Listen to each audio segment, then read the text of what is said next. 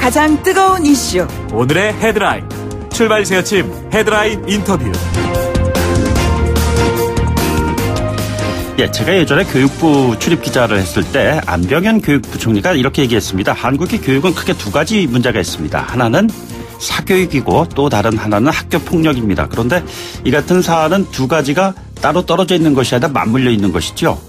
오늘 사교육 문제 한번 짚어보는 시간 준비하고 있습니다. 사교육비가 또 증가했다고 합니다. 이번 겨울에 우리 교육 현실에 대해서 많은 논의를 남긴 드라마가 있었죠. 스카이 캐슬. 드라마는 끝났지만 사교육은 끝나지 않았습니다. 이범 교육평론가 스튜디오에 직접 모시고요. 우리 교육의 이야기를 좀 나눠보도록 하겠습니다. 평론가님 안녕하십니까? 안녕하세요. 이범입니다. 네. 오늘 아침 신문을 통해서도 헤드라인들이 보면 사교육 관련된 언급도 많이 나오더라고요. 네. 어제 통계청 자료에 기초한 것 같은데요.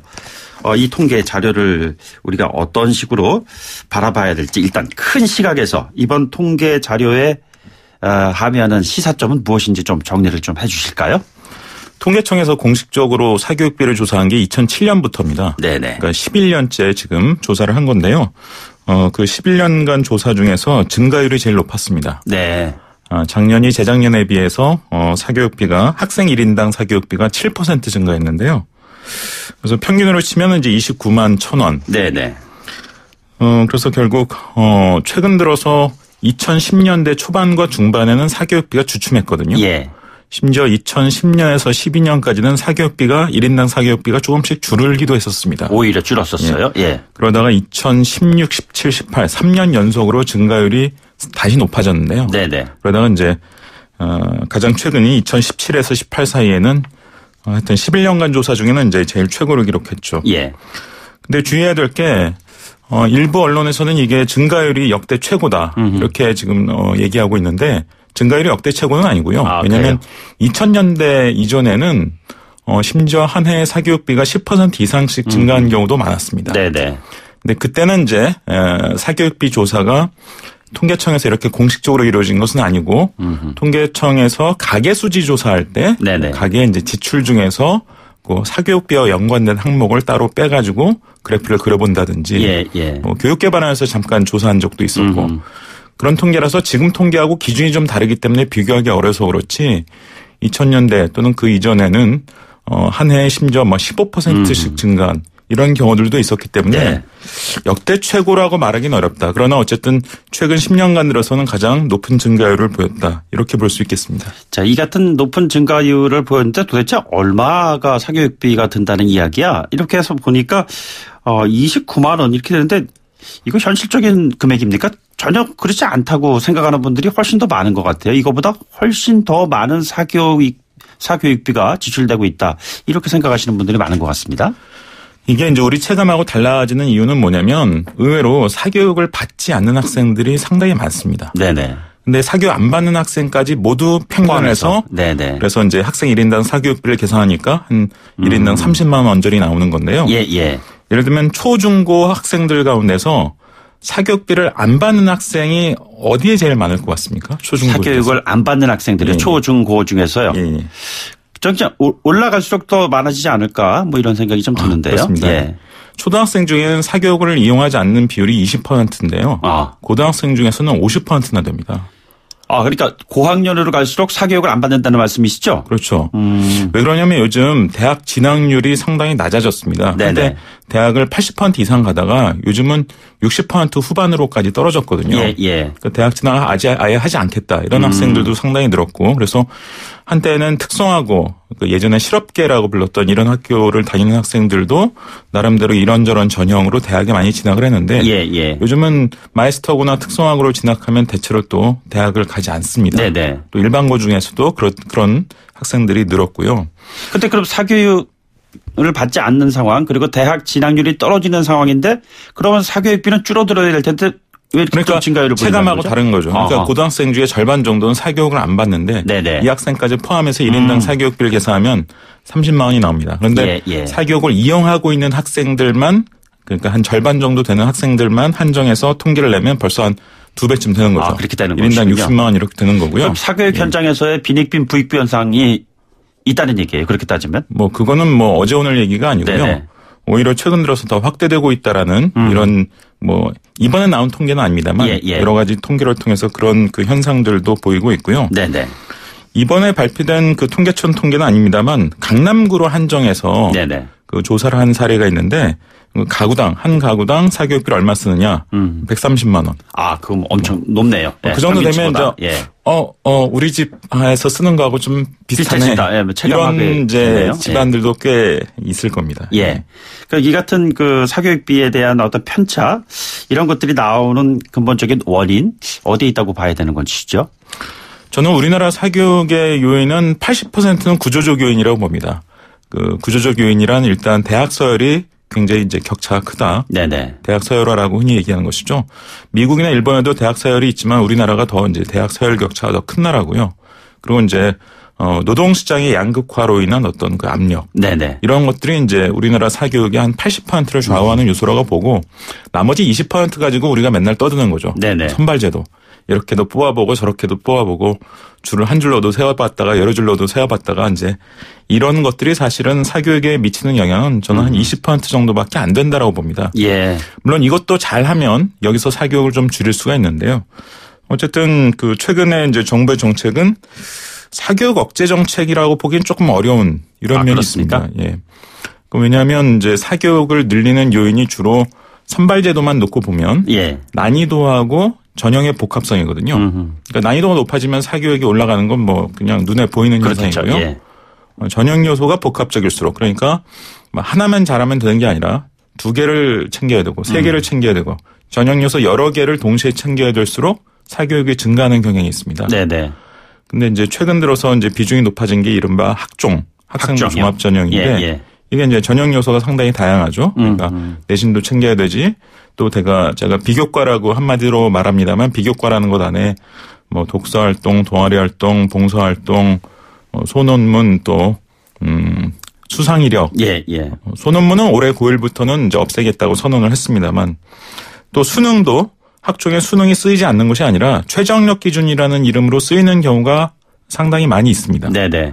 그러니까 이제 학생들로서는 여러 가지를 이제 동시에 복합적으로 챙겨야 되는 거죠. 다시 말해서 사교육을 많이 받아야 되는 거네요. 그렇다면.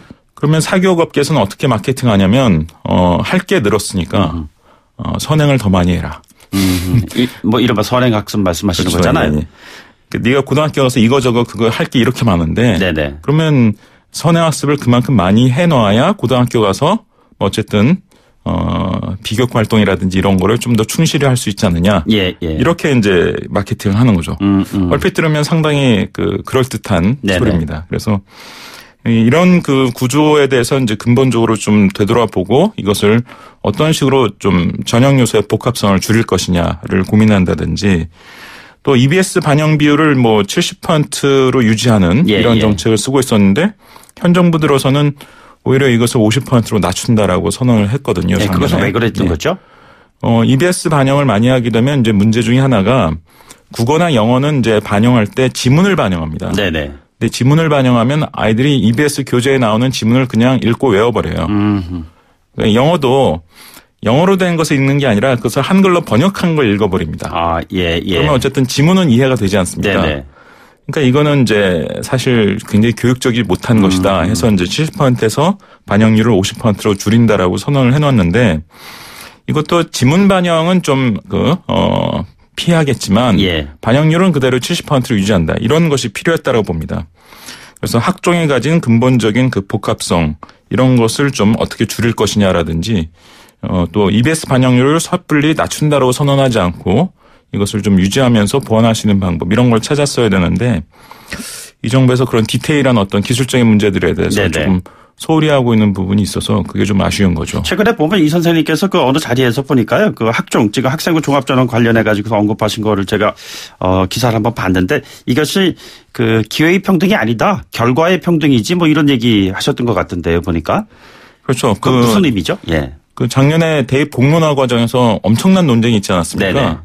이게 이제 공정성을 핵심으로 놓고 이제 논쟁이 벌어졌는데 문제는 공정이란 말이 누가 쓰느냐에 따라서 의미가 두 가지로 나뉩니다. 결과가 평등해야, 결과가 좀 균형이 있어야 네네. 공정한 거다. 이렇게 이제 볼 수 있는 입장이 있는데 이 입장에 따르면 학종이 더 공정합니다. 왜냐하면 수능으로 뽑히는 학생들에 비해서 학종으로 뽑히는 학생들이 서울 대비 지방이 좀 더 많고요. 예, 예. 고소득층 대비 중간이나 저소득층 비율이 조금 더 높고 또 예를 들면 강남보다 강북이 더 많고. 그러니까 어떤 결과가 공정하다는 그렇죠. 말씀이시죠. 결과가 좀 예. 균형 있게 뽑힌다. 네네. 이런 의미에서 보면 학종이 더 공정한 게 맞죠. 예, 예. 근데 공정함이라는 말을 결과의 평등이 아니라 기회 평등이라는 말로 우리가 이제 생각해 본다면 네네. 학종의 전형 요소 중에는 기회가 불평등한 게 상당히 섞여 있습니다. 아.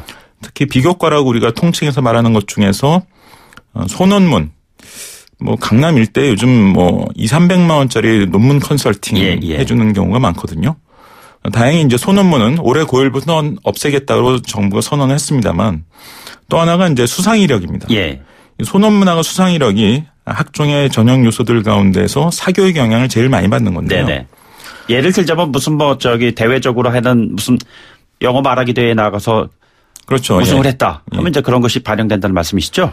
요즘에는 이제 2012학년도 전까지는 학교 밖에 대회에 나가서 수상한 것도 전형에 이제 반영을 했는데요. 네네. 2013년도 이후에는 교내 대회만 반영합니다. 네, 그랬죠. 예. 어쨌든 교내 대회 뭐 공지가 나면 뭐 물리경시대, 뭐 수학경시대, 영어 말하기 대회 이런 거 언제 한다라고 네네. 하면 나는 이제 그 중에 하나 두 개 골라가지고 열심히 준비하고 있는데 내 옆에 있는 짝꿍이 사교육과 부모의 도움을 받아서 더 효율적으로 준비하고 있다. 예, 예. 그러면 당연히 열받을 것 아닙니까? 그렇겠죠. 예. 그러니까 이건 기회가 불평등하다. 평등하지 않다. 이렇게 생각할 수밖에 없게 되는 거죠. 네네.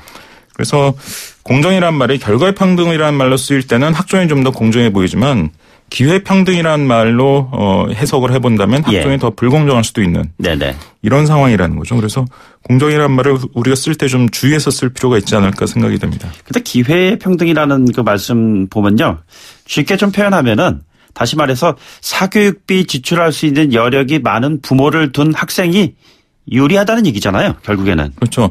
가장 신경 쓰이는 게 사실 부모의 조력 또 부모가 이제 벌어다 준 돈을 네네. 이용해서 사교육비를 통해서 또 얻는 조력 이런 것이 클수록 당연히 기회가 불공평하다. 예. 이렇게 이해할 수 있는 것이겠고 그래서 그렇다면 뭐 제가 뭐 수능으로 뽑으면 다 좋으냐 네네. 그런 것도 아니라고 제가 얘기를 합니다만 어쨌든 학종이라는 게 현실이고 지금 학종이 전체 4년제 대학 평균 정원 중에서는 30% 그런데 예. 서울 지역 탑 10 대학으로 한정하면 무려 60%가 지금 학종입니다. 네네. 그래서 이제 상위권 학생들 중심으로 학종이 대세다 이런 인식이 이제 확산되어 있는 상황인데요. 이 상황에서 학종이 현실이라면 어쨌든 그 학종 중에서 가장 심각한 부작용을 일으키고 있는 몇 가지 요소 이런 걸 좀 드러내는 방식으로 개선을 하는 것이 단기적으로 좀 정부가 노려볼 만한 정책이 아닌가라고 생각이 드는 거죠. 예. 교육 정책의 어떤 개선 이런 것을 통해서 해법을 마련한다고 했을 때 구체적으로는 대입 문제가 이제 현안으로 다가오지 않겠어요? 자, 이 문제를 앞으로 어떤 식으로 대안을 마련해 나가야 한다고 보시는지요? 최근에 그 전국 시도교육감 협의회에서 네네. 교육감들이 이제 장기적인 대입 개선안을 내놨습니다. 근데 이 장기적인 대입 개선안을 보니까 오히려 지금보다 더 복잡해져요. 그 내신도 보고 비교과도 보고 수능도 보고 면접도 보는. 학생들은 많은 걸 준비해야 되겠네요. 그래서 정시와 수시를 통합하자. 예. 이런 얘기를 하고 있는데 이거는 물론 내신도 비교과도 수능도 면접도 교육적으로 뭔가 의미가 있으니까 하자고 하는 것이겠지만 이것을 받아들이는 학생 입장에서는 네 가지 다 하라는 얘기니까. 네네. 참여정부 마지막 해에 죽음의 트라이앵글이라는 말이 유행을 했었습니다. 그때 정시는 지금과 구조가 달라서 수능 성적 더하기 내신 성적 더하기 논술 성적. 그러면 이제 학생 입장에서는 세 가지 다 잘해야 되니까 굉장히 부담스러웠었죠. 네네. 근데 이제 만약 내신, 비교과, 수능, 면접 이 네 가지를 모두 합산해서 보는 이런 식의 전형이 만약 퍼진다면 그러면 이건 죽음의 삼각형이 아니라 죽음의 사각형이 되는 꼴입니다. 그래서 학생들의 부담도 커지고 사교육 우려도 크고 또 이건 교육적인 어떤 기준을 떠나서 아마 집권당이 그때 집권당이 누굴지 모르겠지만 집권당이 정치적으로 이거 받아들이기 어려울 겁니다. 그래서 뭐 이게 교육적으로 의미가 있으니까 또는 타당한 사유가 있으니까 무조건 합산을 하자. 이런 식으로 접근하는 것은 우리나라 여건에서 오히려 사교육을 더 악화시킬 우려가 크다는 거죠. 그 말씀하신 김에 예전에 그 사교육과 관련해서 이 문제 해법을 MB정부 사례를 들으시면서 말씀하셨는데 그때 사교육 문제를 해결할 수 있는 방안이 나왔었던 겁니까?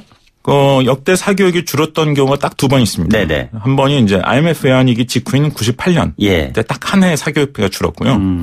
그리고 MB정부의 그 중기에서 후기 사이인 2010년에서 12년 사이. 네네. 11, 12년 사이에 조금씩 사교육비가 줄었었습니다. 어떤 배경이 있었기 때문에 그랬던 거죠? 그러니까 그때는 이제 학종의 전신인 입학사정관제가 있었지만 입학사정관제 초기였기 때문에 그건 비율이 높지 않았어요. 이 와중에 이제 MB정부, 이명박 정부에서 수능 난이도를 낮춥니다. 네네. 수능이요 2012학년도부터 난이도가 확 낮아진 겁니다. 그래서 그 이전에는 만점자가 거의 안 나왔는데요. 그 이후부터 만점자가 뭐 10명, 20명씩 나오는. 하향 평준화라는 지적이 그래서 나왔던 거 아닌가요? 근데 실질적으로 그 합격한 학생들의 평균 학력이 떨어졌다는 증거는 없고요. 예. 그리고 피사와 같은 그러니까 OECD에서 하는 그 국제학력 비교평가에서도 우리나라 학생들이 뭐 지속적으로 비교적 높은 학력을 계속 나타내고 있는데요. 네네. 그리고 이제 수능만 쉽게 낸 게 아니라 전형 요소의 복합성, 즉 그 참여정부가 마지막 해에 있었던 수능 더하기 논술 더하기 내신 이런 그 죽음의 삼각형이라는 구조에서 논술을 빼버린다든지 또 내신도 반영 안 해도 되게 허용함으로써 정시에서 이제 수능만 보면 되게 이렇게 만들어준다든지 또 그때 대입만 건드린 게 아니라 고입을 많이 건드렸습니다. 2000년대까지 그 외고 입시가요 이상한 시험을 보는 게 많았습니다. 수학 시험을 볼 수 있었던 경우도 있었고 또 어떤 기간에는 영어 듣기 평가를 볼 수 있다든지 또는 특별 전형으로 토플 성적 같은 걸 반영한다든지 이런 경우들이 많았는데 이런 걸 싹 없앴죠. 그래서 외고 입시 2000년대 내내 굉장히 문제가 되고 있었는데 이명박 정부에서 그 난이도나 복합성을 상당히 줄입니다.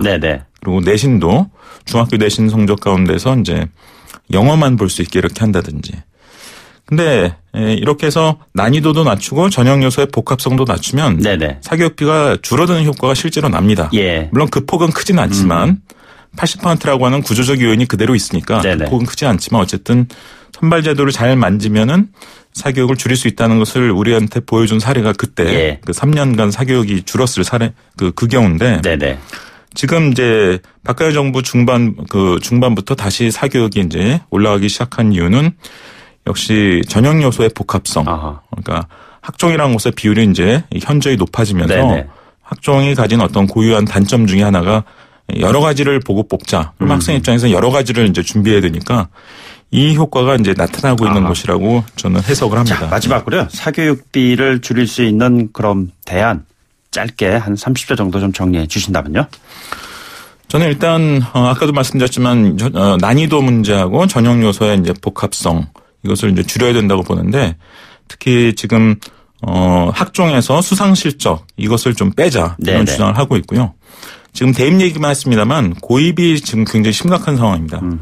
영재학교하고 과학고 학생들이 같이 준비하는 경우가 많은데 영재학교 입시가 제가 보기에는 우리나라에서 학생 1인당 요구하는 사교육비가 제일 많고요. 제일 불공정한 입시입니다. 이거를 세밀하게 그리고 세밀하면서도 확실하게 건드릴 의지를 가져야 되는데 요즘 교육당국이 이런 문제에 대해서 별로 의지를 보이지 않는 것 같아서 굉장히 안타깝습니다. 알겠습니다. 뭐 건너야 될 강이 참 많은 것 같습니다. 네, 오늘 말씀 여기까지 듣도록 하죠. 오늘 말씀 고맙습니다. 예, 고맙습니다. 지금까지 이범 교육평론가였습니다. 저희는 2부에 돌아오죠.